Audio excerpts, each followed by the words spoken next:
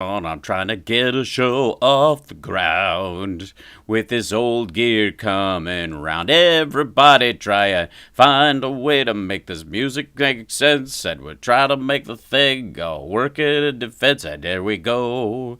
Can it make it all afternoon? Well, no, I don't know. How you doing today? Welcome to the show. This is an opening screen. I don't have a single word left to sing because I'm chattering while this stupid thing is working and I'm stuck trying to make a show. Hi, everybody.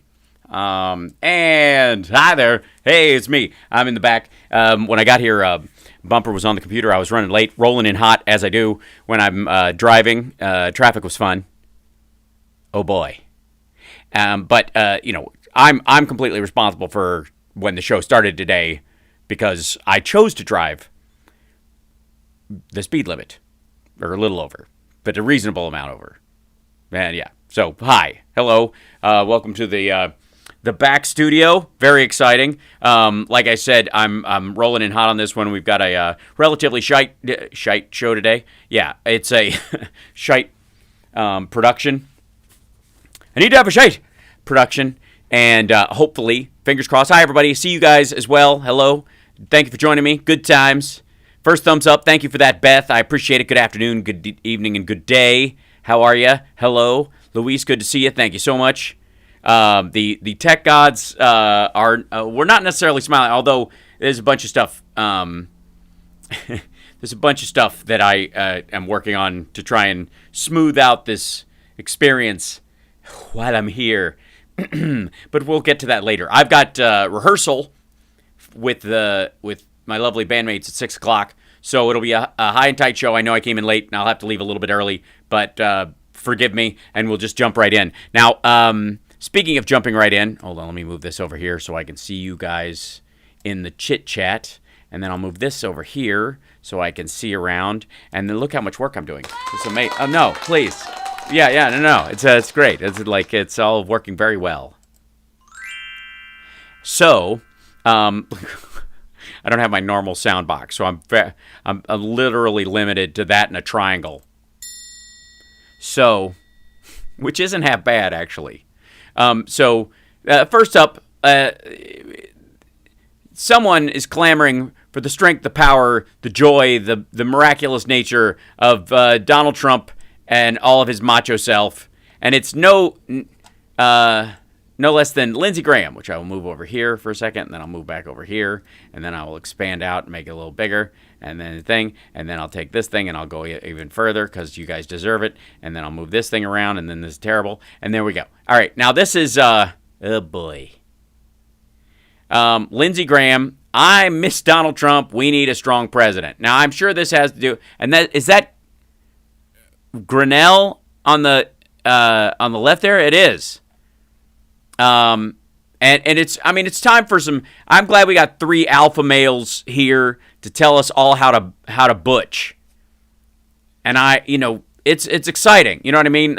I don't know if you guys can handle the alpha energy coming off this page right now. But let's see. I'm gonna take off the closed caption because we will just all hear what they're here to say. Oh God. Here we go. He looks very excited to be there. Very excited to be on Newsmax instead of Fox, where the real audience is. Senator, I'd like to talk about a couple issues happening here in the United States. You've said in the past that the next Republican leader in the Senate has got to be somebody that can work with Donald Trump and his team, whatever happens in 2024. Is that person? Yes, they need to be able to work with Donald Trump in 2024, whether he's president or not, because even if he is an absolute loser and he keeps losing and he's going to be losing and he's a loser like he's always been a loser, even when he wins he loses. It's amazing. It's kind of incredible. We're all very impressed down here, I can tell you. Even then they have to be able to kiss his ass even though he gave them nothing. And if by some twist of horrifying fate DeSantis runs and is the nominee and wins, he will have done it literally stiff-arming Trump at every turn with Youngkin as his VP. The two, no, we're not never-Trumpers. That if they end up running everything, they'll have done it against Trump trying to hamstring them at every turn, but they've still got to kiss his ass. This makes so much sense. You? No. No, I like my job. I could play more golf in this job than I could in the other job. No, I'm not. Oh, good way to tell your constituents that you can fuck around while you're doing this job. All right. Not looking to be the Republican leader. I like the job I have. The bottom line is I like the job I have. Ugh. Which, of course, is Trump taint suckerfish. It's common sense. The most consequential I meant to say fish. I said fish after I said Fitch, which is weird. Republican in the nation is Donald Trump. Republicans like what he did as president. They would like. No, they didn't. They put up with it, and if they say otherwise, they get kicked to the curb. So, no, absolutely not. They don't, and it's very sad. To see him run again, count me in that camp. And if you can't work with the leader of the party on a common American first agenda, you won't be successful Not in at the all. House or the Senate as a leader. McConnell and Trump did some great things working together during President Trump's presidency. Such as? Can that be created? I hope so. But I'm telling you right now, if you're going to run to be leader of the Republican Senate in 2022, you got to have a working relationship with the most powerful Republican in the country, and that is Donald Trump. Senator, we're about 9 days from the... Yeah, but that's not saying much. I mean, you literally are talking about a party that has no interest in governing. I mean, power being, power for power's sake, don't get me wrong. It's a tale as old as time. But, we're into world's shortest giant territory. Opening ceremonies of the Beijing Olympics. Former Secretary of State Mike Pompeo has called them the genocide games or the Wuhan Olympics. I want to play you a soundbite from Bob Costas about us going over to Beijing and celebrating with the Chinese. Take a listen. No one could have anticipated COVID, no matter what the venue is, but the IOC deserves all of the disdain and disgust that comes their way for going back to China yet again. They were in Beijing in 2008. They go to Sochi in 2014. They're shameless about this stuff. And so this takes place not only amid COVID games of a year ago, but as you mentioned, the restrictions on press freedom and the sense that everyone there is being monitored in some way. Senator, what's your take? Yeah, and by the way, for the record, Newsmax thinks that show is fake news, and everything that's said on there is completely suspect. And the fact that it was on that channel, even though don't get me wrong, they're using a direct quote from it to springboard a news story of their own, but they also remember the mainstream media, especially CNN, is full of shit. Just remember that. On this, should we really send our delegation of athletes to China and give the Chinese this great win for their economy, and it also gives them a bunch of prestige on the world stage? I can't believe that an international organization dedicated to fair play would pick China to play. What's fair about China? Do you want to live there? I don't want to live there. The Uyghurs are being put in concentration camps. There's no freedom of press. They've destroyed the agreement they had with Hong Kong. So what you do is you're legitimizing the Chinese Communist government when they... Hey, look, overlap. It happens. Yeah, we agree. Where the fuck was this agreement when it was initially assigned? Oh, right.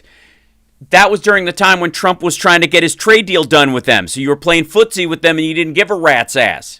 You bought hook, line, and sinker that Trump was the greatest ruler in the world, and yet he's the guy telling you there's 14 cases, it's going to go away soon because we've got a trade deal that we're working out with China. It's the ink is almost dry. As soon as the ink was dry, they were like, yeah, we're only taking a third of a third. Do not deserve it. In 1936, when we allowed Hitler to host the Olympic Games, it gave him some legitimacy he did not deserve and made World War II more likely. So it's a huge mistake to pick this communist dictatorship to host the world. Yeah, except the timing is different on this one, isn't it? Because all this is doing is putting a giant spotlight on how China runs, how China conducts itself, how China treats people, which is actually terrible for them right now. It's yet another situation where you can lose while winning. So no wonder Trump was involved. To play Olympic Games supposedly fairly. So I just think supposedly we live in the 1930s, guys.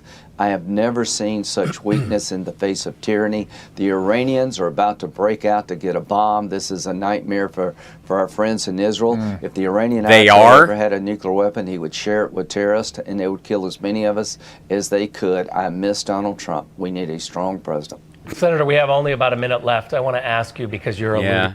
Yeah, if only Trump was here to be mad at the Chinese and demand whatever while ignoring the Middle East entirely. Also, hey, who here thinks that Trump has any idea that the Saudis are fomenting a rebellion in the western part of Iran, and the Iranians are fomenting a rebellion in the eastern part of Saudi Arabia? Anybody? You think he knows that? You think Lindsey Graham gives a rat shit? No. Why is that, you say? Why would they be doing that? Well, let's see. Backwards to you guys. Iranian oil field filled with Saudi loyalists. Saudi oil field filled with Iranian loyalists. That's why. Good luck. Have fun, guys. Yeah, they're going to be kicking our ass. That's what they're looking for. They're picking a fight with us. That's what they want. Jesus Christ. Crises around the world because of this weakness. We've just seen this week now the Houthi rebels taking missile actions against the UAE. I can't believe we're even talking about. What are you talking about? They fired on him while Trump was there. That's why he moved troops from Syria when everybody's like, yeah, I'm bringing the troops home from Syria. He didn't bring them home. He sent them to guard fuel refineries in Saudi Arabia. Also, hey, anybody know how that missile strike went? Anybody? Anybody know what happened? Yeah, our interceptors knocked the missiles out of the air. The U.S. military used its interceptor program to destroy those incoming rockets. Does anybody know? That's just not going to be in the news. These three assholes are just going to pretend that shit didn't happen. Grinnell was sitting there when the Houthis in Yemen struck the UAE. He was in the decision-making process to send our troops to the UAE to be human shields. This Abu Dhabi getting bombed, and what's the reaction from the Senate? This is literally a spiraling crisis. No, it isn't. Of weakness. Well, if we were in charge of the Senate as Republicans, we could do more and would do more. You haven't even offered anything to the floor. What would you do? Why do you have to be in charge to put a sanction forward, or to make a speech on the floor requesting a retaliatory strike or some shit like that? Anything? No? You're just going to pretend? All right. So the bottom line here is the weapons that the Houthis are using against the UAE and Saudi Arabia come from Iran. Iran is the largest state sponsor of terrorism. They've not gotten better, they've gotten worse. And Biden is hell-bent on getting back into a bad agreement that would be a nightmare for Israel. Putin's walking over Biden like he's a doormat. The Chinese are threatening Taiwan. Oh yeah? Is that what's happening? I mean, I understand. He's just basically flipping through a flip book of right-wing bumper stickers. Bullshit across the board. Literally every day, our border is broken. It's just literally they aren't every day. A matter of time before somebody in Afghanistan works. That's the footage of the drone strike or whatever that was blown out of the air through the southern border to kill a bunch of us. This is the most dangerous time since the 1930s, and it goes back to Afghanistan. Yeah, we just found out that there were 14 people on terror watch lists that crossed the southern border illegally in 2021, and the left tried to minimize that, saying, "Oh, you mean that they caught people who are on the terror watch list because they watch them as they cross other countries, and if they try to make a crossing of the border, they specifically go after them? Like we're fucking supposed to?" So am I to believe that no one on the terror watch list crossed any time during the Trump administration? And I'm supposed to believe that because none were caught. Right. Well, it's only 14. Well, guess what? On 9/11, there were 13 hijackers. And those are only the terrorists that we know about. So it's an unbelievable number. Senator Lindsey. Yes, it's an unbelievable number. It has to be much, much bigger. We'll leave it. It couldn't be that number is inflated. Oh, the audio's delayed? That might be some sites. I apologize. Thanks so much for being with us this morning. We appreciate it. Thank you, Senator. Yeah, that was... Can I just come on and drop a bunch of standardized talking points that are all over the mainstream media and act like it's some sort of news, meanwhile clamoring for to put Trump back in office? Okay, now I've only got enough time for a couple of things today. Ice Cream Gate has obviously got to be part of one, and who better to attack Ice Cream Gate than our favorite conehead herself, Maria Buddis-Romo. And look at the Dow futures going up while she's talking about this. After they've taken a shit, how dare they? All right, here we go. Let's. This is recent. Curious. It's almost as if people all over the world are shuffling their money around and trying to find a place to put it, and it's going to end up in the American stock market again. All right, here we go. Oh, wait, wrong page. Sorry. I'll start playing on this, and then I got to click. The administration claims it is prepared to impose export controls on critical sectors of the Russian economy if Putin invades Ukraine. This as President Biden admits he has no idea what Russia's plan is right. Do you? Does anybody? Do you know why he said that? I'm sure she saw the. Well, no. I take that back. I am not sure she saw the actual press gaggle where he was talking about this that she's referencing. Her. Is it no sound? That's weird. Da da da da da da da da da da. Dum dum dum dum. I'll try to fix it. Is going pretty loud. Is that better? Hold on. It's hot. Turn it down a little bit. Check. That's way too far down. That's try to inch its way back up and try to. If I get too loud, that'll be all right. Hey, check. Better. Hey. Hopefully it's better. Okay. Out of sync with video on Twitch. That's a restream thing. I apologize. It gets that way sometimes. It's peculiar. And the only way I can fix it in any meaningful way, you can reload your page on Twitch. Sometimes that helps. But also restream. If I reload it, it'll kill everything. Sorry. But hopefully you can put up with this. And we'll post it later in its full form. It'll be up on YouTube if you want to watch it without. I don't know what's happening. All right, here we go. Now, and we are awaiting to see whether or not. Yes, like reading tea leaves. Biden says, wait, get your closed caption out of the way. It's difficult to predict Putin's next move. It is, because there's no logical reason for him to go into Ukraine. He sends troops to Eastern Europe. Can you tell me whether you think, sir, that the risk of an invasion is increasing or decreasing or steady just as it has been these recent days? You know, I'll be completely honest with you. It's a little bit like reading tea leaves. Jeremy, right? Look at this. What the fuck do you want him to say? That he doesn't, and then that's when Putin acts, or he does, and that's when Putin doesn't, because he's using it as a psychological manipulation for the country and for Ukraine anyways? Or do you want him to go, the guy doesn't know what he's doing? He hasn't made up his own mind. His own people are arguing against it. We do know that. We do know that Putin's own people are going, this is a terrible idea. But Putin's a nutcase. He's an emotional basket case these days. He has been for the last 12 months. He's always been weird. He's always been reactionary. He's always been violent. But he did it with sort of a mafia-esque kind of cool control. That's fading. He's been snapping at reporters in a way he's never done before. And they've got real financial problems in Russia right now that he cannot answer. So this is his wag the dog. So there's no real way you can know what the hell he's up to. I was Tennessee Senator, Senate Commerce Committee member, Marsha Blackburn. Senator, what do you think he means by reading tea leaves? I don't understand. He means that there is no logic to it.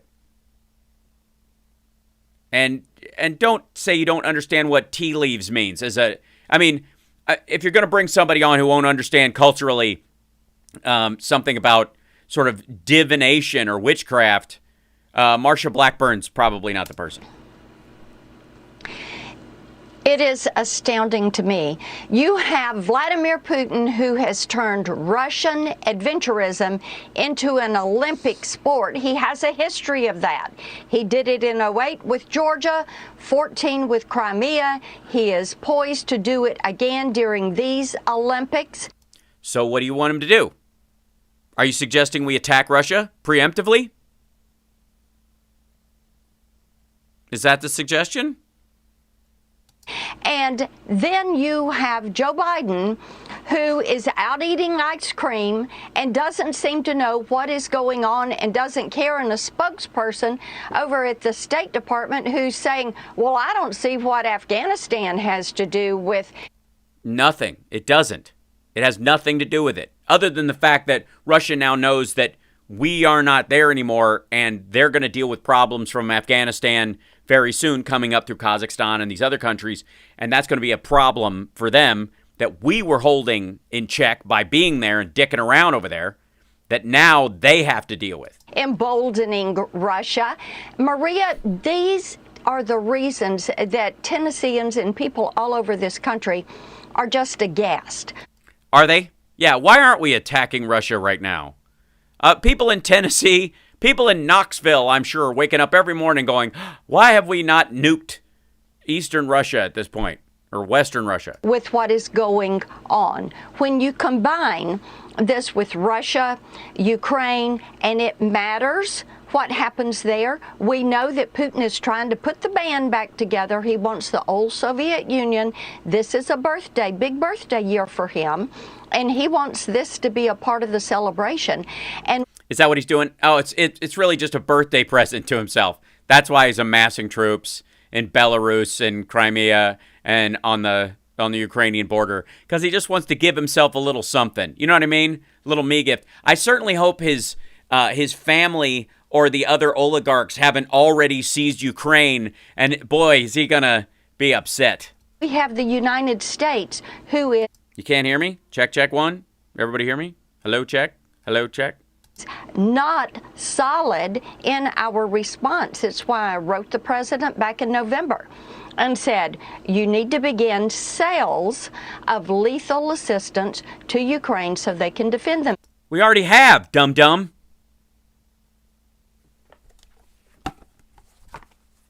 I told them to do what they were already doing, and I'll be goddamn if they're not doing it. Hold on. U.S. sends Ukraine lethal. That should probably cover it, one would think. We literally just saw it. We talked about this like on the morning show. Sorry if the... Hold on. I have an idea. While this page is opening and taking for goddamn ever. Let's go back into here. We'll go into here. And then I'm going to turn off Twitch and turn it off. 3, 2, 1, 0. 3, 2, 1, 0. And then turn it back on. And then reload this page to see if that does anything. It's the amount of like the internet back here is horrifying. Literally, like I could just hold my iPad up and hope that it gets signal from somewhere on the street. So, all right, we'll wait for that to wake up. But then this guy, U.S. sends. Okay, there we go.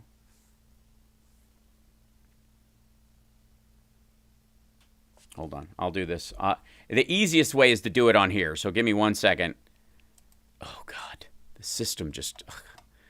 I'm getting spoiled by the system we have at the house in Vegas at this point because it's so much better. U.S. sends lethal Ukraine. That'll give me enough stuff. Sorry if it gets choppy while it transitions. Yeah, here you go.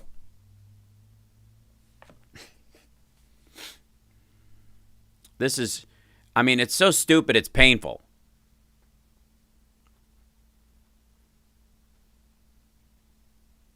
There you go. Here you go. Oh. Hi, dum-dum. There you go. U.S. sends 300, dismiss.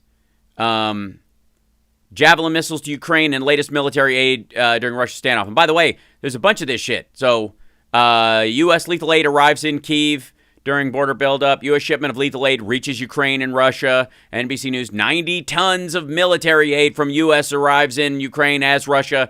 200 million of lethal aid provided by President Biden in late December and includes a U.S. sends first shipment of military aid to U.S. approves allied weapons shipments to Ukraine. So we're not the only ones sending it. They're sending it too. Like we're okaying it coming from everywhere else. Ugh, God, just the lazy shit on America crew back at it again. Marcia, America sucks, Blackburn. You need to impose sanctions. Yeah, they're doing that too, stupid. Economic sanctions on the country, on Putin, on the oligarchs, and yeah, they are, but they got to hold. They can't do all of them because you got to get the guy, give the guy a chance to pull back. Because if you just open fire, why the fuck is he gonna You can aim the gun, but if you open fire, the negotiations are over. And if you use up all the sanctions, just sanction everything. Sanction every possible thing, right? Until such time as, okay, hold on. I'm going to dump off of, there you go. So, sorry about this, Twitch. We're going off and back on again. 1,000, 2, 1,000, 3, 1,000, 4, 1,000, 5, 1,000, 6, 1,000. All right, and then we're back. All right. Good luck. All right, there we go. Hopefully it will link back up, and I apologize for it's a weird flub. That's the only fix I can come up with. So, bless you. There you go. So, I mean, this is just goofy. These are all things that are being done. Firm in this and do it before an action takes place. They did. But then you have to have some left over to put on after the action, because if they go, you've done all the sanctioning you can do, what else you going to do to me? You back him into a corner, you have to give him a way out. Otherwise, if he's backed into a corner, the only value he has in this circumstance is to attack. But this is what happens when, you only have the coloring book version of Sun Tzu. Because he moves when the world's attention is elsewhere, like the Olympics, with his history, and the Olympics are coming. Yeah, so how worried are you, or how worried should we be that Russia and China are cozying up even more together? Ask Vietnam, dum-dum. Because Russia just circumvented China's relationship with Vietnam last week, and they're pissed about it. As both countries chart their courses, Russian... Yeah, Russia's going to attack during the Olympics. So is China. So China's just going to hold the world's athletes hostage while they attack Taiwan. That's the plan. Holy shit. President Vladimir Putin lashed out against the diplomatic boycott of the Beijing Olympics, vowing support for China. So? He actually... Again, so fucking what? Why do we give a shit? You don't think they're going to support China in any way that they can anyways? What more? Again, what more is he going to do? So what? Oh my God. Did you hear? Vladimir Putin says, if we're not nicer to China, he's going to be nicer to China. What kind of middle school mean girl bullshit is this? That the politicization of sport. 10 countries led by the United States announced a diplomatic boycott of the Olympics. Not sure really what that does. Oh, God.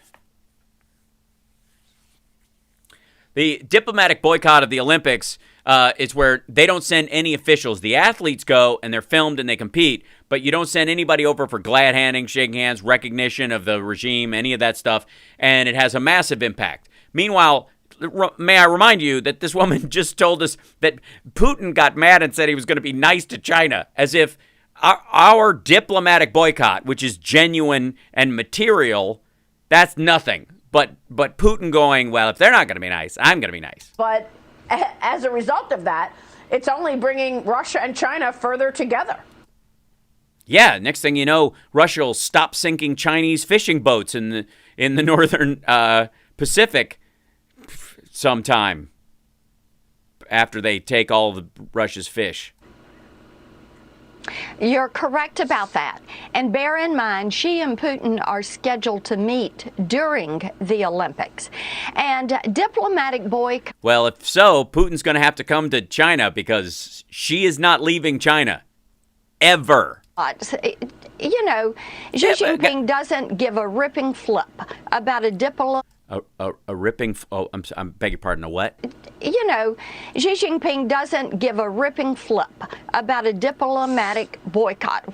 A ripping flip. Is that just like a big wet fart? A ripping flip? What? Is this one of those things where, you know, in the name of Christianity, I don't swear, but I reverse words, like a flipping rip or a flying fuck, but a flipping rip is a flying fuck, but I don't say it. I mean it. In my heart, I'm saying it, but I use other words, so it's fine. He wants is to have those cameras there. He is going through this purification of the internet. He is imposing extreme censorship on the athletes, on the Chinese people. So that yeah, we know. This is an IOC matter. We're against it. What's the option? I mean, go ahead, Blackburn. Call for all those gymnasts from Tennessee and all the people who are playing in the games. Tell them to come back. I mean, put your money where your mouth is, dum-dum. Call for it. Call for all athletes in the Olympics from Tennessee not to compete. Call for it. What's stopping you? I'm dead serious. She absolutely could do it. Even if it doesn't amount to anything, she could state unequivocally, I don't believe any athletes from Tennessee should compete. And I'm talking to the governor and everyone else to impose sanctions on them if they win or whatever, if they go. This is just gibberish. He can tailor the message that, look at China. We're launching our digital yuan. We are the most progressive country. We're participating. Yeah, but everybody knows it's bullshit. Blackburn says China will take advantage of every opportunity to obtain information, use it against the U.S. Yes, they're going to hack all the ski jumpers' phones and because they've all got the CIA on speed dial. The fuck? In our Belt and Road Initiative, we're building great power competition. They want to come out as number one from this. We ought not to be there. We should be doing the USA Freedom Games and having... Yeah, pull your fucking folks back. Our athletes competing here and not have our corporate sponsorships and our TV cameras there. Well, I don't think they are. I think NBC is now going to use the feed from there. Them but whatever. Tell their version of the story. Well, there is no version of a story in a race. You won or you didn't. That's the part. That's what makes it a little bit easier. Who gives a rat's ass what the narrative is? I mean, here's the thing. With all that everybody knows about China in the last 2 years especially, about how the CCP runs shit, do you think any opening ceremony with thousands of people, you know, or hundreds of thousands of people holding flags and stomping around is going to impress the world or just scare the shit out of everybody and go, yikes, look what they're making these people do? Well, what's your take on now China saying that it's pledging a, quote, purification of the internet? Can you imagine, Senator, China wants all the internet to only say positive things about China ahead of the Beijing Winter Olympics and the Lunar New Year.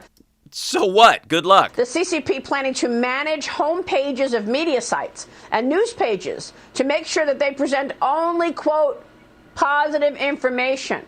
Purification of the internet. It's propaganda, we know. It's what they've been doing this. They're calling it, Senator. Right. And our media outlets ought not to be there.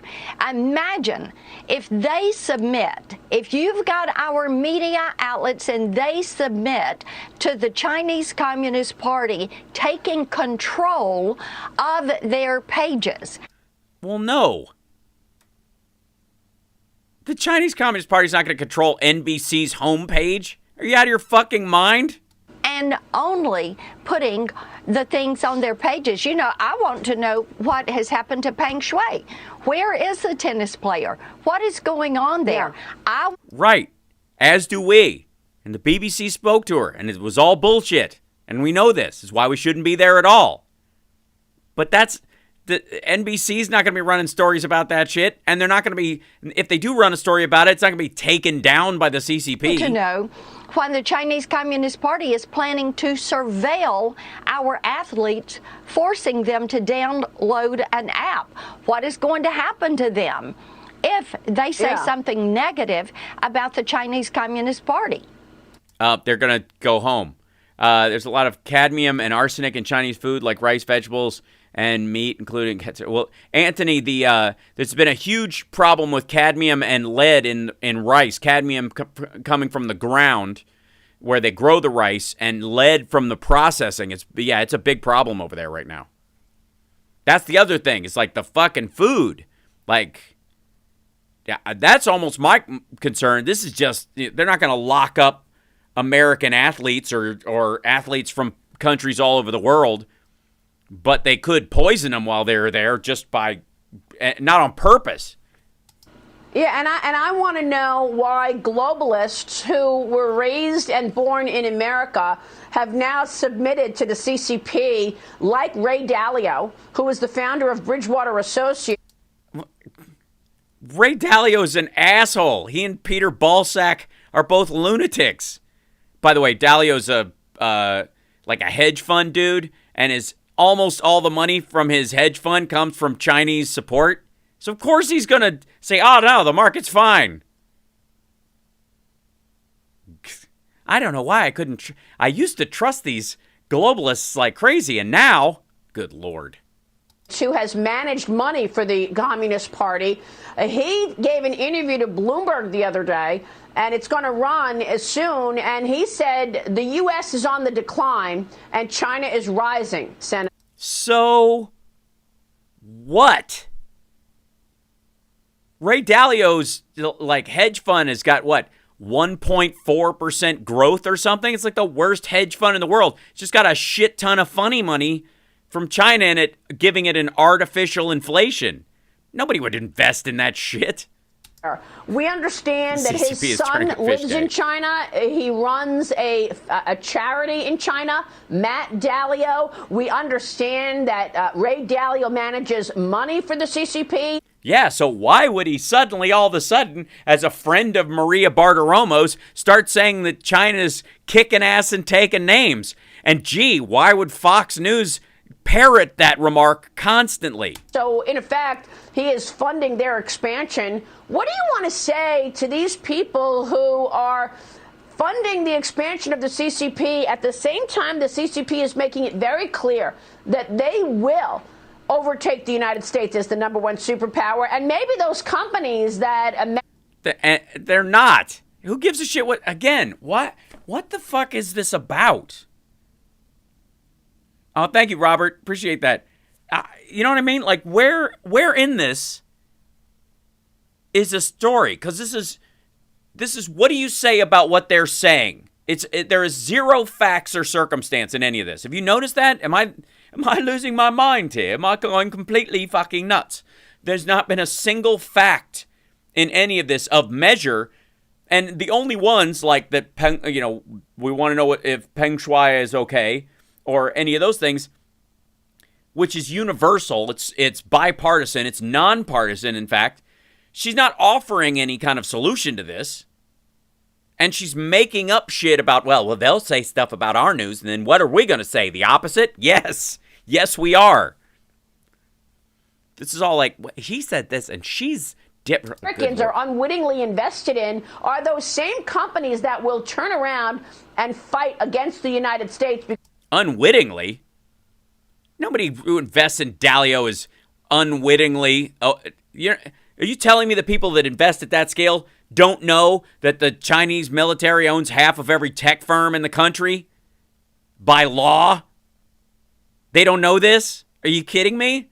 Why do you think they hedge their investments in China on other shit? Because the important companies are obviously tied to the military in China.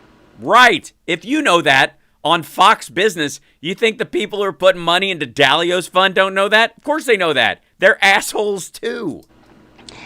Yeah, I think we have to look at it like this, Maria. The CCP is looking at President Biden and this administration, and they are laughing. Oh, God, this fucking bullshit again. They're laughing at us. No, they're not. They just had another dam break. They're running out of energy. They have rolling blackouts. They had to make fake snow for the Winter Olympics, and they used chemicals to do it and have poisoned the water around Beijing. It's going to drive down the population there by a percentage point. The only country in the region that's aging faster than China is South Korea, and South Korea is automating everything, so it doesn't fucking matter. Yeah, they're going to get older, but all the young people jobs that they used to have are all going to be, fucking vending machines. Because he is not holding them to account. What are you talking about? Does she not know about... She, of course, knows about the AUKUS agreement. Does she know that Japan's going to join it and call it the JAUKUS? AUKUS? The JAUKUS? I'm going to call it the JAUKUS. I like JAUKUS better. That Japan's joining it? The meetings with the Quad? The fact that we have our boats in Japan? Like, we've talked about this shit. This is like a talking point from fucking October. Did she just wake up? Is that why she has bedhead? Did she fall asleep in October and wake up just now? Oh, sorry. Right before I pass out from all this wine, what were the talking points again? I'm sure they'll still be good when I wake up in January. In the manner that President Trump held them to account, whether it was sanctions or trade or other components of their participation, finding out what happened with COVID. So finding out what happened with COVID, he issued a report on it. They did an investigation. And basically what they said was, short of invading the fucking country, we found out all we're going to find out. But we're out of there. Same thing with Afghanistan. Jesus Christ. They so see lazy. This as a clear runway to take off. And oh, do they? This is why they are bullying Taiwan. It is why they are continuing to push against us and why they are not going to give us answers that we need. And these companies... No, they're not going to give us answers that you need. If you believe that they either intentionally or accidentally on purpose created and released COVID, what impetus would they ever have to tell to tell us, like we're the only one would hear it? They admit to us, hey guys, we created the Wuhan virus, but don't tell the rest of the world. What are you talking about? We have press freedom. Well, then we can't tell you. Need to say nothing good comes from communism. Never does, never will. Yeah. Well, they're not. Wait, I'm sorry. We're supposed to get. That's the concession you're looking for from Biden? That you want him to get China to say nothing good comes from communism in their 100th anniversary year? I don't know why he won't be able to do that. Saying that, Senator. So we're going to keep a spotlight on. Hold on, what?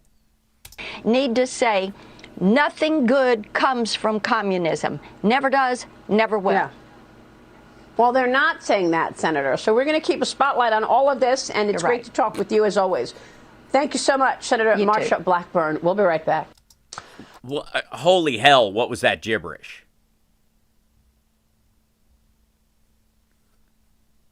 Trump literally golfed during COVID. And the title of this is Biden is out eating ice cream, doesn't seem to know what's going on. He knows exactly what's going on. He knows enough to know that there are elements of it that we're going to have to respond to, and we're not going to act preemptively against a nuclear-powered country. If she's suggesting that, fucking say it. Oh, what a waste of time. Okay, let's, now.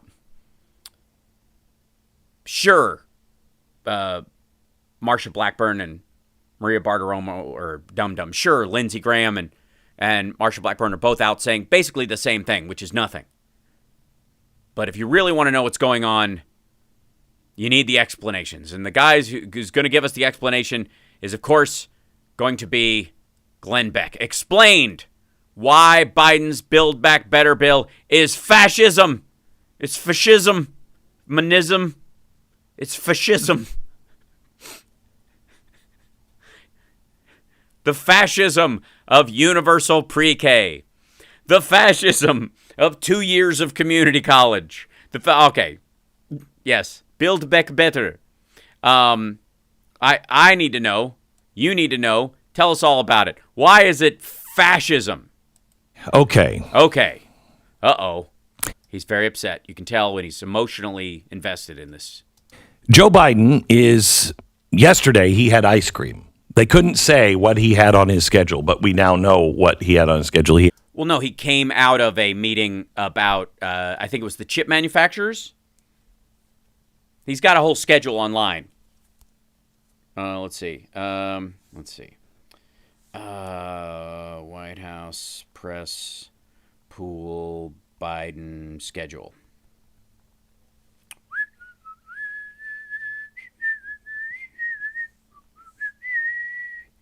FactBase has all of it, by the way. Day after day after day after day, day after day after day. Hey! Okay, so let's see. Let's go back to, today, let's see. It's the 26th. It's a Wednesday.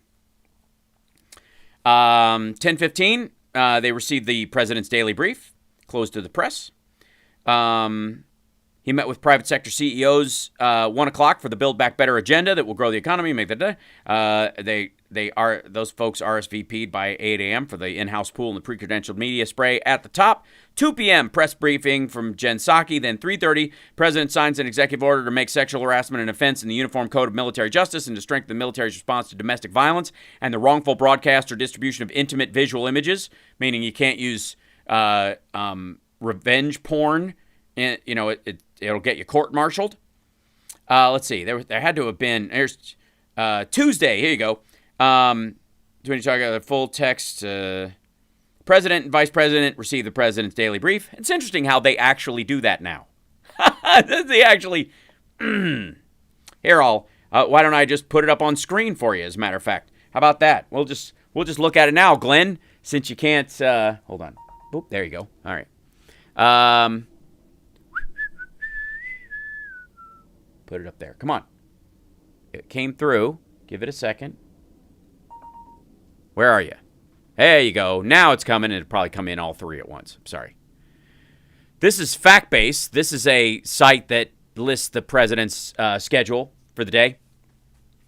Oh, yeah, this is right. Okay, so here you go. This is a constant total of cases and deaths and stats about coronavirus in the world, all through that stuff. Down here, when they don't actually, when he's saying they don't tell you what it's doing, this is Sunday, so they didn't do neither one of these on Friday, Sunday. So here's Mr. Biden, who does nothing.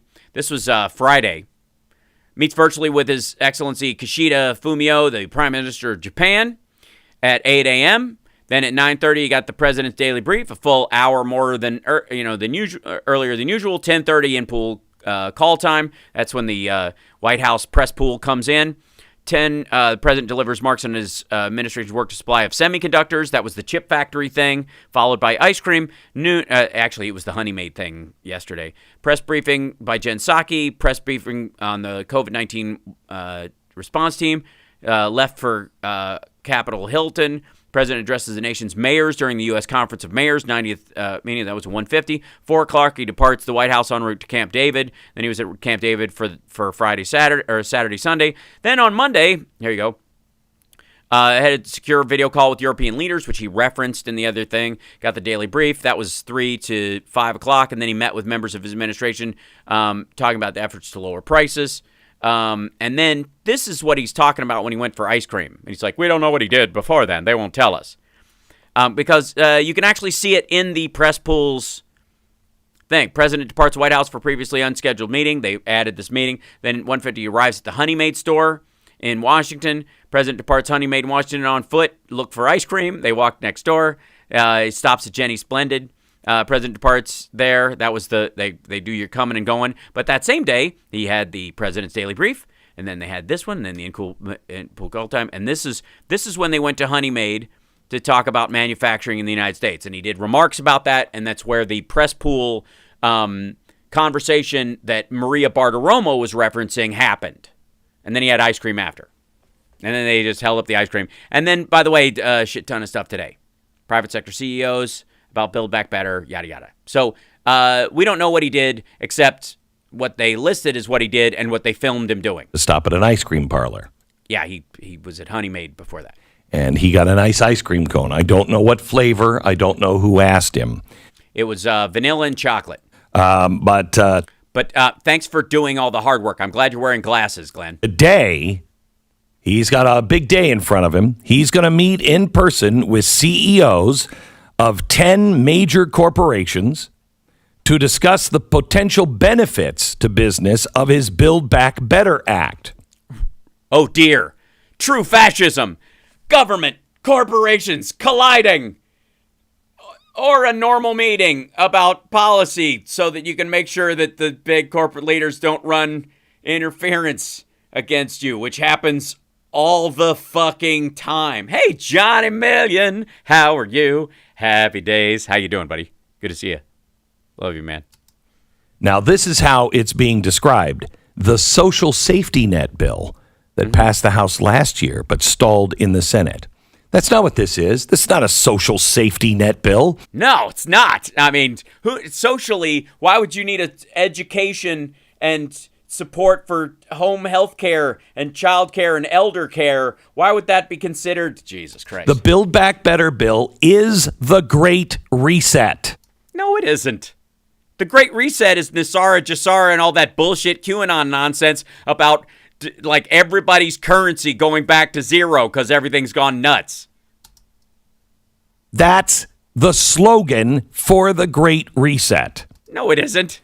According to the White House official who requested anonymity on Tuesday, probably because they don't want anybody to know they're associated with the White House at this point, to preview the event, they were asked to preview it. It's still being finalized. The executives will all be there in person. No one will be attending virtually. That's a change from past CEO events that he has hosted. And here are the people that are expected to be with him today.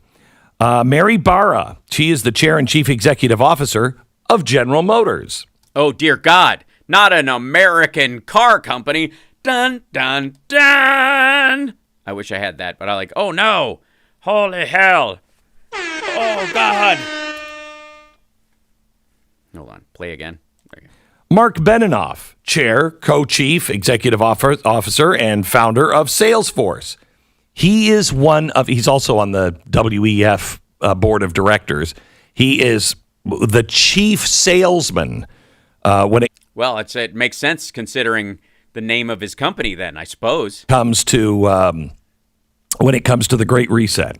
Is he? To Sunda Brown. Well, then why is he not there by himself? Why does he have to sit with a bunch of other CEOs just talking about why is Biden telling him what's what, not the other way around? Duckett, president, chief officer of TIAA. Jim Farley, the chief executive officer of Ford. Barbara. Not Ford. That's two American car companies. Shit. Humpton, president, CEO of Siemens. Sorry. Tom Linebarger. He's the CEO of Cummins. You don't put Siemens and Cummins right next to each other. What's wrong?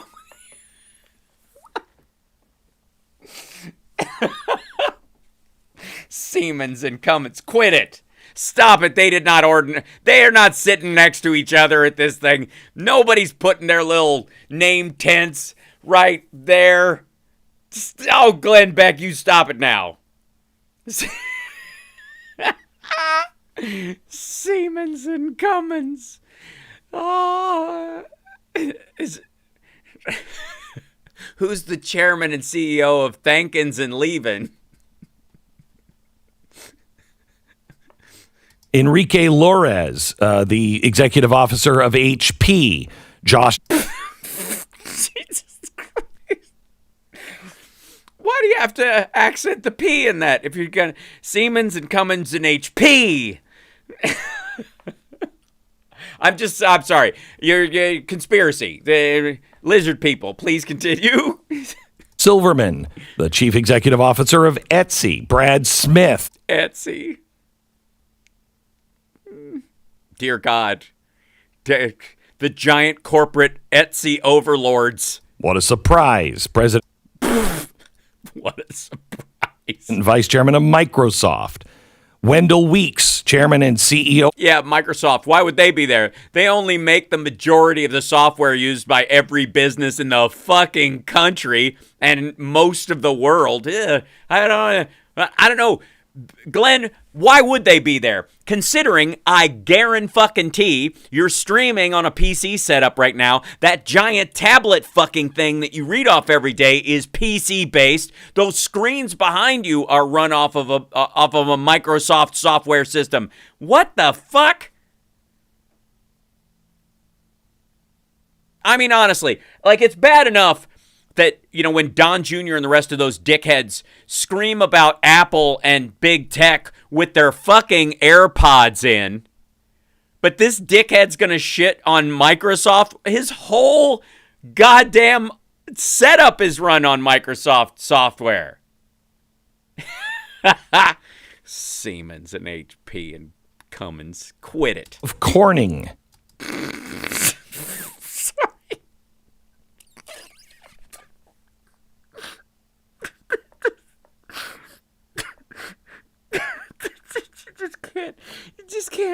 You just can't let me drop in on the word Corning. Like, I'm sorry.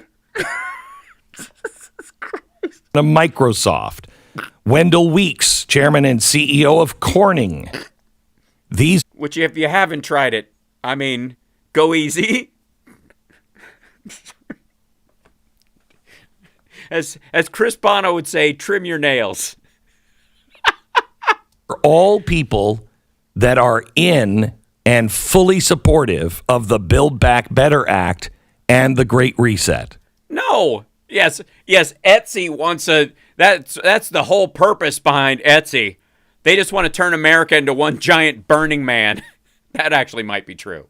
Where was the CEO of Fiverr or Five Below or Target, dum-dum? They're all, yes. Why? And by the way, if Build Back Better is the Great Reset, and the Great Reset is Build Back Better, why say it? Why go? They're all supporters of Build Back Better. Eek.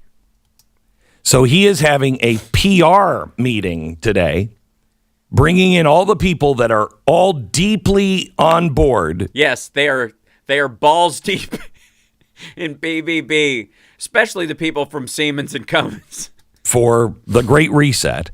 And he's going to have a little meeting with them, and then they're all going to go out to the media and say, this is going to help our economy. It's going to help. No, it's going to help our economy. Are they? They're all going to say that? Did they? Did they all go immediately out? Jesus Christ. So what is the big thing that's going to help our economy? Well, a reset of capitalism. That's it. A reset of capitalism. That's what's going to and the flowers are still standing. God, this is honest to God. His Great Reset bullshit is right up there with the Nasara Jasara thing. By the way, have fun unwinding Greece and China's debt, and then we'll see on the other side, because we'll be fine. That's what's going to help. Uh-huh. And something called ESG scores. Yes, which have no material value, except if you want to put your money in stocks that are better for the economy, better or fairer in their practices, better for the environment, shit like that, then you can look at their ESG scores. If you look at their ESG scores and go, these fuckers are too green to make any money. I'm putting my money in BP's new lava industry. Then knock yourself the fuck out. Environmental, social justice, and governance scores. And these governance scores are going to help people navigate the very tricky financial waters that we're going into because of climate change. Yes, and they can either go with them or bet against them. There's zero control. It is all information. And if you don't think that information has value, which Glenn clearly does not, then you won't invest in things with a high ESG score. As a matter of fact, you will look for an ESG score that's low. They're not bad at all, E-Love. It actually makes a lot of sense. But the reason they're doing it is because the market is asking for it. Large investor groups like retirement funds and the like. They want a lot of union people and the like are saying, hey, we don't want our money going into oil and gas. We want it going into renewables and other shit. So, and we want to make sure that the companies are run, fairly and yada yada. And that they don't work with governments that are truly fascistic. That they're not selling secretly in Iran or Russia or China. Let me give you this.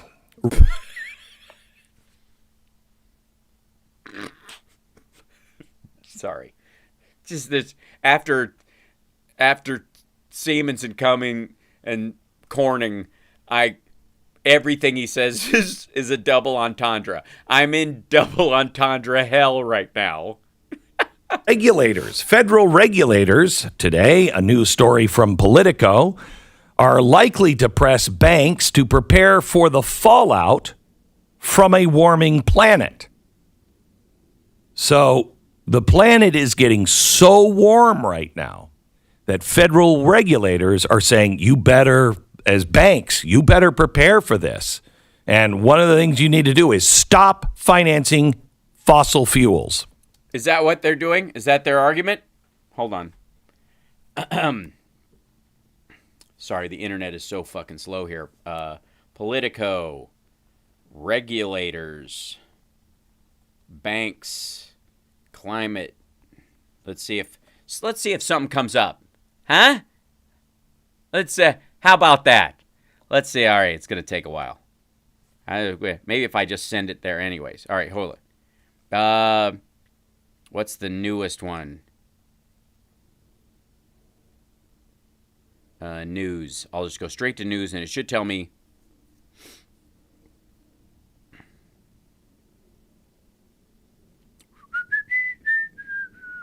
Because it would be easy if this asshole sourced his news, like whatever he was saying, if he would just show it on screen. He's got all that friggin' Microsoft-based gear. Why doesn't he toss it up on screen behind him? Huh? Maybe he does. Let's see. If you think your gas price is high today... Oh, for fuck's sake.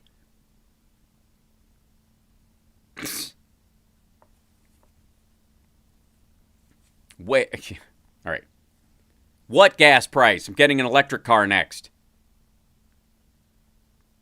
Say it with me now. Demand destruction. This will be a great phrase for him to freak out about. Demand destruction. I'm destroying the demand for more oil by buying an electric car. Like a bastard. Let's see. Now the backlash. Acting comptroller currency has put the climate. You're going to have to major. Okay, this is an article that is from a day ago. Acting comptroller of the currency, Michael Sue, has put let's see, climate, and it just says ... Give me a second. It's loading. Here we go. See if I can send that page up here and see if, hey, maybe it comes up faster on this page. Let's see. Oh, I can't wait to see. There we go. Now, the backlash. Do not sell my information. Quit it. Go away. Now, the backlash. Consumers, big investors, and much of corporate America have started to align around stakeholder capitalism. The idea that addressing environmental, social, and governance issues, such as climate change and diversity, can drive profits. But where there's a movement, there's a backlash. West Virginia last week said it would pull out of a BlackRock Incorporated investment fund, making it the first state to cut ties with the firm over its ESG policy. West Virginia Treasurer Riley Moore, a Republican, said you can't do business with a company whose investment strategies harm fossil fuel companies. See? Look, you can look at an ESG score and do whatever the fuck you want, Glenn. Even when it's dumbass stuff like West Virginia's doing. These folks aren't policymakers, Moore said in an interview. What if the shape of society that BlackRock wants is not what we want? What West Virginia wants? What other states want? What probably most Americans want? People aren't voting for this at the ballot box. They're using their massive amount of corporate power and capital to coercively push the views of the world on the rest of us. Moore is behind a coalition of 15 red states, including Texas, that want to punish banks and asset managers that treat oil and gas companies differently than other businesses. Gee, I can't imagine why a coal state would want that. The group, which controls about $600 billion in assets, is trying to identify banks engaged in boycotts of traditional energy industries. Greg Abbott, Dan Patrick asked that BlackRock be added to the list in a letter to the state comptroller Glenn Hager. If Wall Street turns their back on Texas and our thriving oil and gas industry, then Texas will not do business with Wall Street. Time out, BlackRock isn't boycotting. Okay, time out. BlackRock isn't boycotting fossil fuels, nor is the rest of Wall Street. Divesting from entire sectors or simply passing carbon-intensive assets from public markets to private markets will not get the world to net zero, BlackRock CEO Larry Fink wrote in his annual letter to executives earlier this month. Instead, BlackRock and big banks are pressuring corporate clients to reduce their reliance on fossil fuels / greenhouse gas emissions and mitigate climate risk, but there are no promises to cut ties with companies that don't follow through. BlackRock spokesman Aziz Nayani declined to comment. This fight might be more political than prudential. A growing body of research is showing that adopting ESG policies can be good for business, although the jury is still out whether it translates into real benefits for people around the planet. The idea has become more mainstream as executives personally experience, and this is investment funds. And if they don't work, they'll lose money, which is what they're talking about. Meanwhile, in blue state, lawmakers are laying the groundwork for more divestment. A bill in Oregon would require the state treasury to make its holdings public every year so they can be evaluated and possibly sold. Biden's anti-pollution posse. Yeah. What does it all mean? Behind the hype of Biden's financial posse is a fearsome gang of regulators who could make money hard to get. In theory, at least, draconian measures such as barring banks from funding oil and gas companies aren't politically feasible, but even requiring lenders to look at climate change as a potential risk to their health would have ripple effects. I expect it's a pretty big shift. Managing Director of Climate Program at Public Citizen, a progressive advocacy group. You're going to have all the major bank regulators moving forward. Banks warn that steps such as requiring them to hold more capital against loans to heavy polluters could shift business to hedge funds and other less regulated financial firms. Next round, Raskin faces a potentially bruising confirmation battle in the Senate, and Republicans both chambers throwing hurdles. Is she suggesting, moreover, Joe Biden has failed to win broad climate legislation in Congress, but he has another trick up his sleeve. If all goes as planned, every major U.S. financial regulator soon will be led by progressives joined in an unprecedented mission to draft banks, willing or not, into the war against climate change. Biden this month tapped Sarah Bloom Raskin, who has called fossil fuels a terrible investment, for the Federal Reserve's top regulatory job. Martin Gruenberg, who's part of Climate's risk to financial stability, is leading the FDIC, acting comptroller, blah, blah, blah. And Treasury Secretary General is called climate change a threat to financial stability.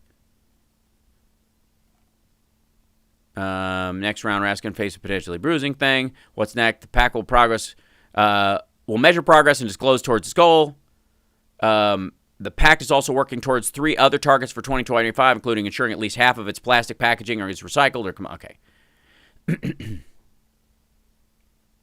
Amazon Inc. threatened to quit trade groups and think tanks that don't see eye to eye with. Okay, that's the other stuff. All right. So this is like the idea that they're going to have to hedge against it if they're in situations where they're going to get oil from other countries because it's going to increase. There's a huge other reason behind this, why the Treasury Secretary and others think that fossil fuels are going to be a pain in the ass in the future, specifically foreign fossil fuel adventurism, because of supply chains and energy, and we don't need it anymore. Give it a year. You must stand up in your state. In your car. You have to call your congressman and your senator. You cannot let the Build Back Better bill or anything like... Dude, name something in Build Back Better that has any fucking effect on what he's talking about. There's been a shit ton of climate positivity in both the infrastructure bill and in the rescue package last year. Glenn doesn't know that because Glenn doesn't fucking read. It to pass.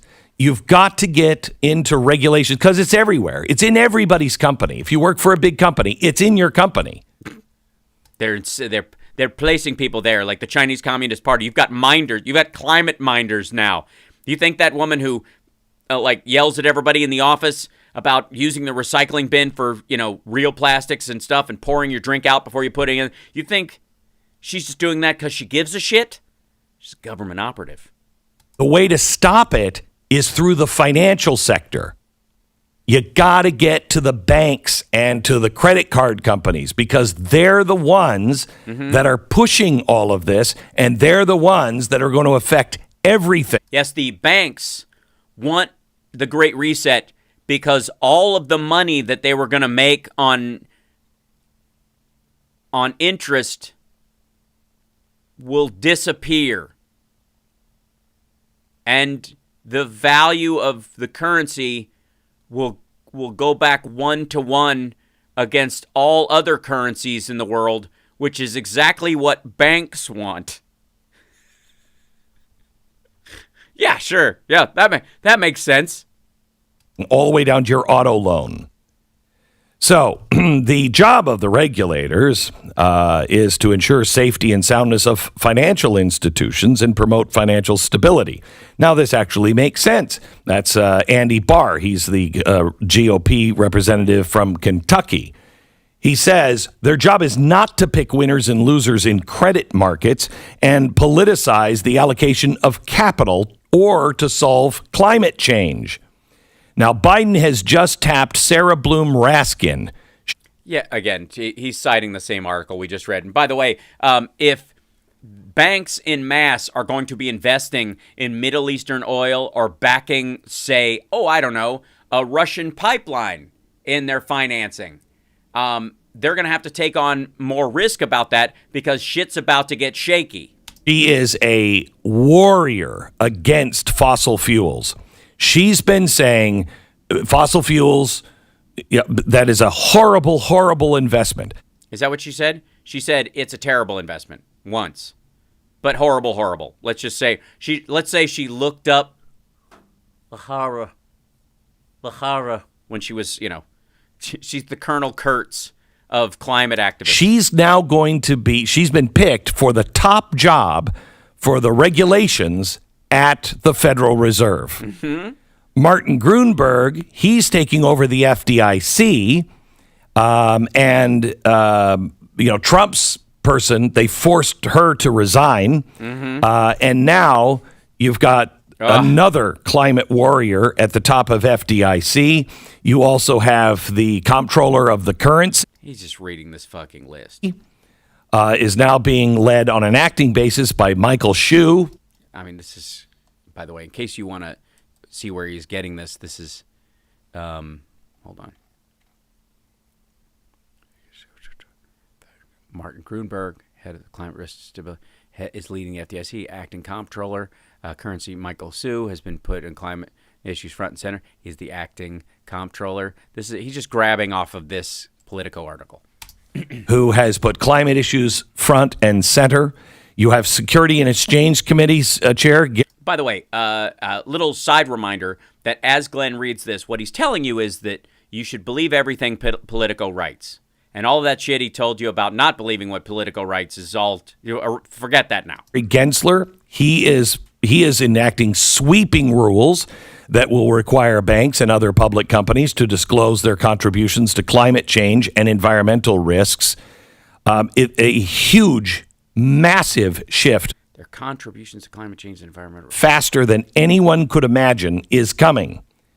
Now, let me give you what's happening overseas with our own Treasury Secretary. All right. But let's go international, Glenn. Something I know nothing about. Sorry, 1 second. Something, God damn it. Where's the mouse? There it is. Something I know nothing about. All right, there you go. So Janet Yellen met for the WEF Davos Agenda annual meeting. Which stands for whatever the fuck. Standard. And there was a conversation with Janet Yellen, Secretary of the Treasury, with Klaus Schwab actually hosting. And after telling Schwab that... A little dry mouth from the CBD there. The old supply side model for lower taxes and reduced regulations just doesn't work. And Biden's new Build Back Better is just so much more promising. She said, importantly, the Biden administration, their economic strategy embraces rather than rejects something kind of important. Here she is. Listen. Importantly, the Biden administration's economic strategy embraces rather than rejects collaboration with the private sector through a combination of improved market-based incentives and direct spending based on empirically proven strategies. Oh, dear God. Communism of the worst kind. The kind that involves massive amounts of normalized capitalism. What? So what she's saying here is the Biden administration, through the Treasury and through the Federal Reserve, are going to now partner with businesses. Do you want your government... Is that what they're doing? Partnering with all of the biggest businesses, exactly what's happening in the White House today. Well, no, that's a generalized meeting. These kind of meetings happen all the fucking time. Does anybody remember Glenn Beck panicking when Trump would have CEOs together? Dear God, he's meeting with the head of Walgreens and CVS about injecting Americans with some sort of goo that he made in his own garage using a CRISPR-Cas9 setup. Do you want that? Because that is fascism. I just want... No, it isn't. That would be the control of corporations by the government. It'd be that having them over for a meeting and going, guys, I'm going to try this policy, and I don't think it'll harm things, and I don't want you guys to get nervous about it, and I think it would be better for you in the long run as far as an educated workforce and that kind of stuff, and you can help sell it to people if you believe in it. If you don't, then I guess it's fucked. Bye, Etsy. By the way, don't wear so much patchouli next time. God damn. You know, that is the technical definition of fascism.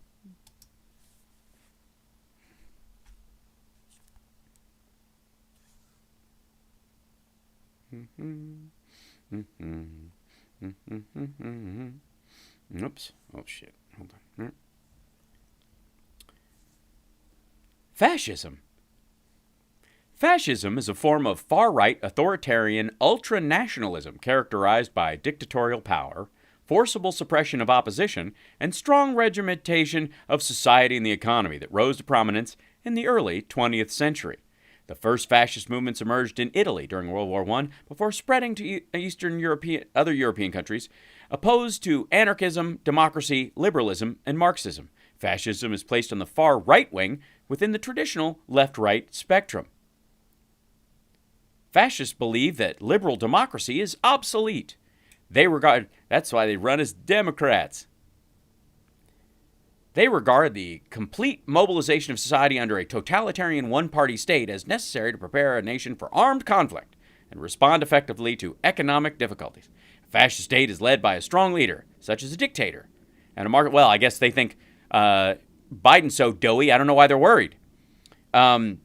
And a martial law government composed of the members of the governing fascist party rejects assertions that violence is automatically negative in nature and views imperialism, political violence, and war as a means that can achieve national rejuvenation. You on board with that, Etsy? I had no idea. The extreme authoritarianism, nationalism, fascism often manifests a belief in racial purity or a master race, usually synthesized with some variant of racism or bigotry of a demonized other. The idea of racial purity has motivated fascist regimes to commit massacres, forced sterilizations, genocides, mass killings, or forced deportations against a perceived other. That's all in Build Back Better. We're just secretly educating poor whites and blacks and Hispanics and Asians and indigenous people and tribes equally as part of a giant ruse. Let's see. Position of fascist is a pejorative. That's all right. That's pretty clear.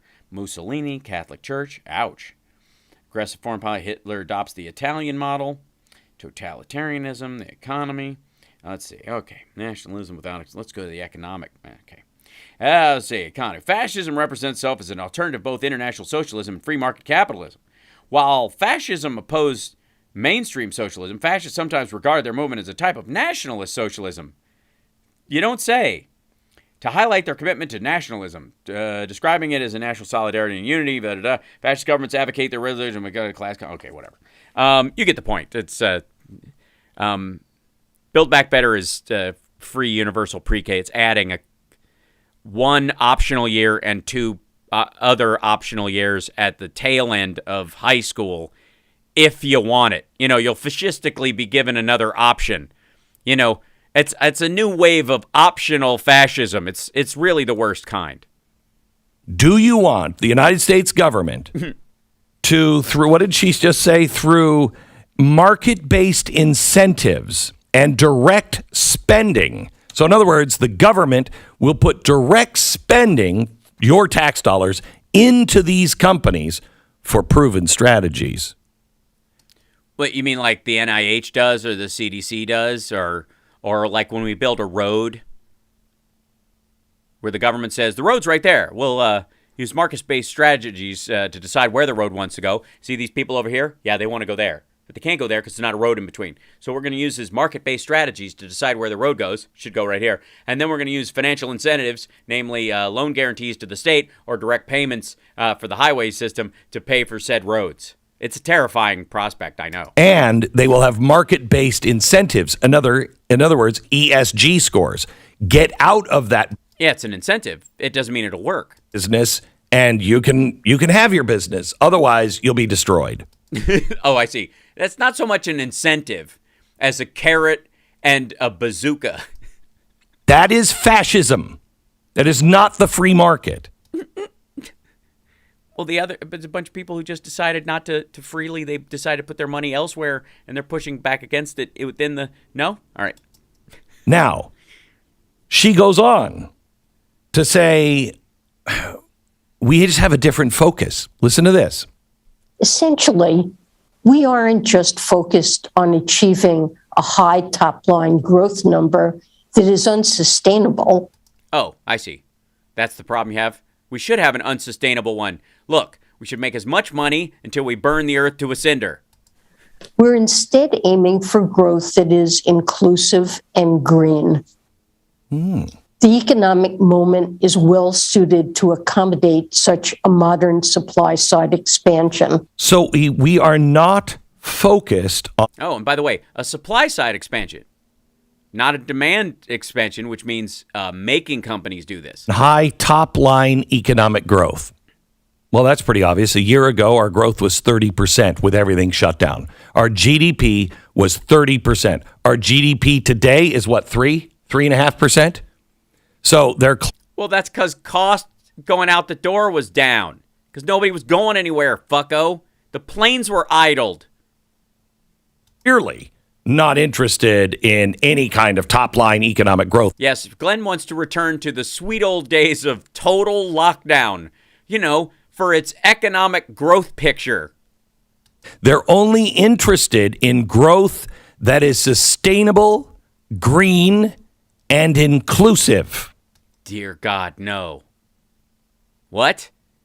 Are you saying that a country that's not racially a racially singular country, while they might try to not be inclusive and make sure that, say, other people can't be citizens, that America, with all these different people in it, would want every American allowed in?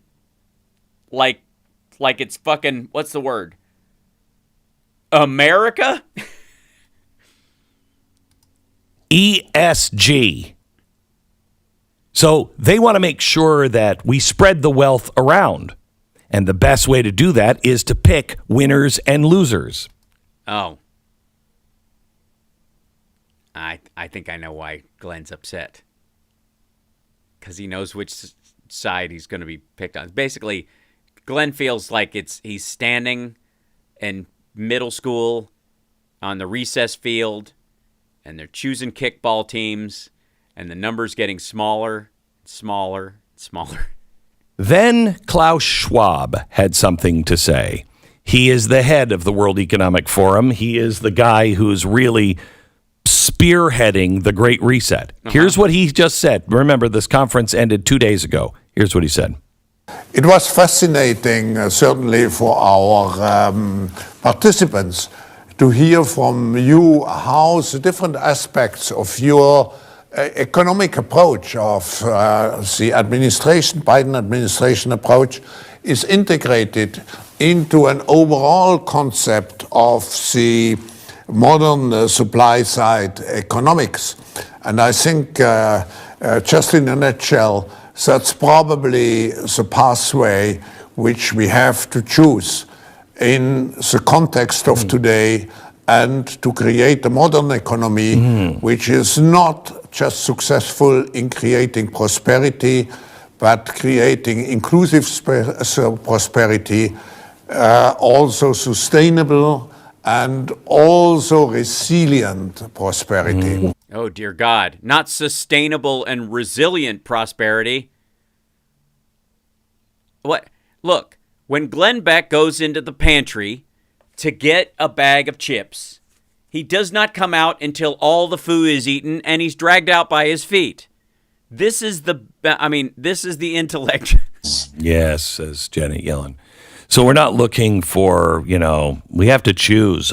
No, he said we're not just looking. Fucking, look, don't make me go through this asshole's phraseology again.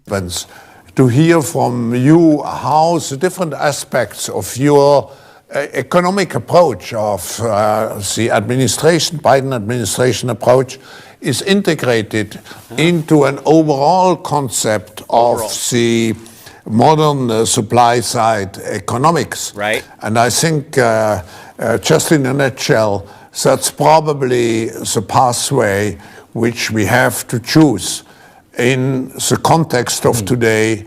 Yes, supply side economics is the path we have to choose. This way, yes, you mean capitalism the way we've been doing it, but regulated capitalism, so it's not the Wild West, which we've had for a long time. Basically, the normal American model. And then what? So we just what? And to create a modern economy which is not just successful in creating prosperity. Not just successful in creating prosperity. But creating inclusive Not just creating prosperity, but inclusive prosperity. Like, it's not just prosperity. It's not just prosperous, but it's also prosperous that involves a lot of other people and is sustainable and resilient. What the fuck is there? What's wrong with what he is saying? Please find, where is Alex Jones when you need him? So prosperity, also sustainable and also resilient.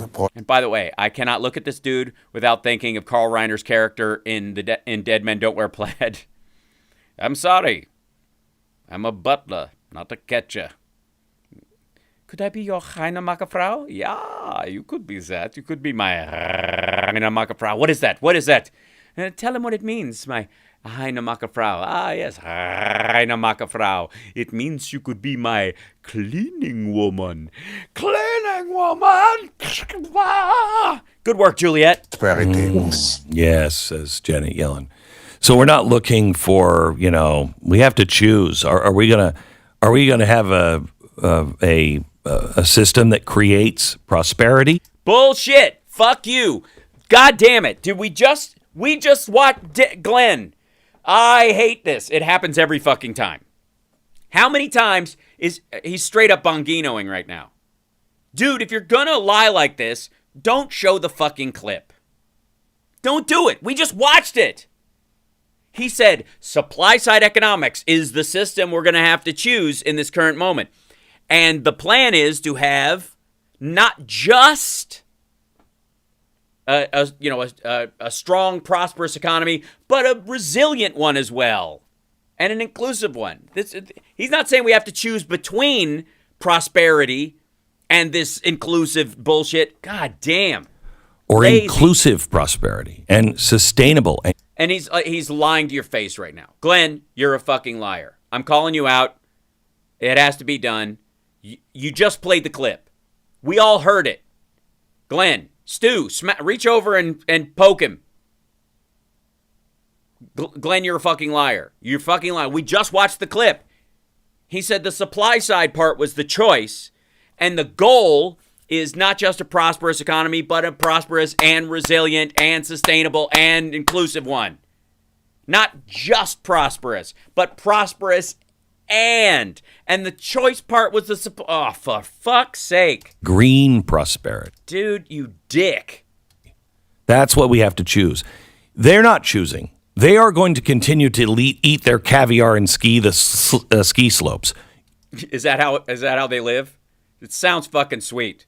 Bond villains to the one. I'm going after this to have some caviar while I'm skiing. My brother said it was a wonderful thing. He died choking on a tiny spoon. You are going to feel the impact. Yeah, you are going to feel the impact. It's a positive impact. If you've never been skiing and had caviar before, this might be your shot finally. Don't worry, the elites are here. The elites have a plan for you. What a douchebag. Just to lie that lazily. Okay, I got to go. I'm late for rehearsal. I got to get out of here. Come on now. I love you guys. I'm sorry I was late getting in here. I will have more of a show tomorrow, in theory. And then I got to run off to Yamava and do so. I might have to do the show early tomorrow. We'll figure it out. Because I have FaceTime at 3 like I normally do. We normally have the show at 4. Maybe I'll do an early day show tomorrow. Maybe like a midday show. Just because it's a show night, you know, and I do have to, yeah, probably something like that. We'll figure it out. Anyways, I got to go. I'm late. Okay, bye, everybody. Take care of yourself and take care of somebody else. This is the end of the show. This is the end of the show. Hey, this is the end. I don't have a theme song yet. This is the end. This is the end of the show. Bye.